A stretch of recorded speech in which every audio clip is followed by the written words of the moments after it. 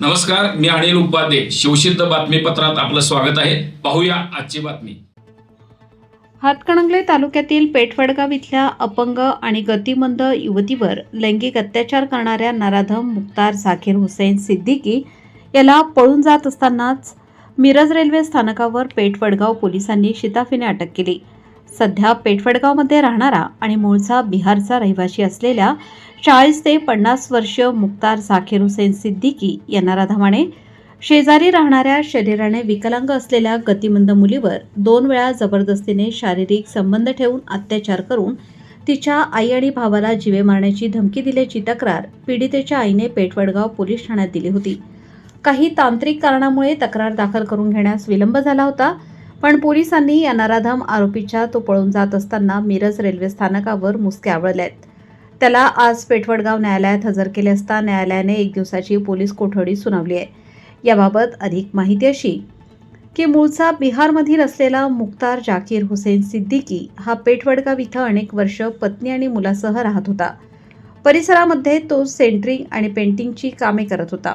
तर त्याचा एक भाऊ, मोठा भाऊ पेठवडगाव परिसरात मदरसा चालवत आहे. नराधम आरोपीच्या घराशेजारी पीडितेचे कुटुंब राहत होते.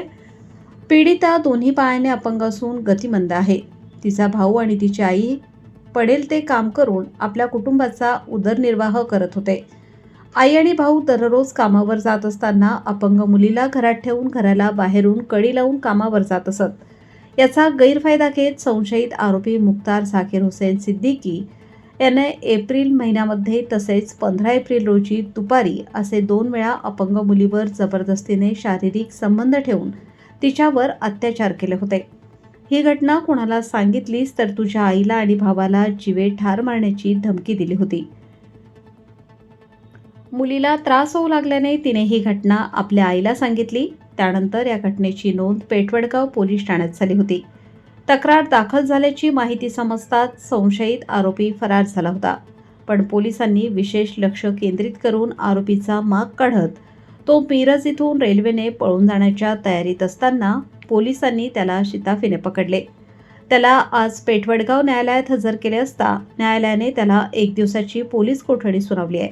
या आरोपीला जामीन मिळावा यासाठी त्याचे कुटुंब आणि एक वकील धडपडत असल्याचे दिसत होते. त्यामुळे संबंधित वकिलाबाबत संताप व्यक्त होत होता.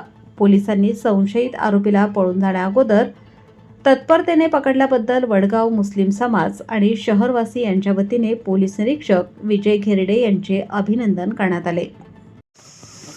वडगाव पोलीस स्टेशनच्या हद्दीत वडगावमध्ये 2 दिवसापूर्वी जी घटना घडली ती अतिशय निंदनीय घटना होती. त्याच्या भावना लोकांच्यातून व्यक्त होत होत्या.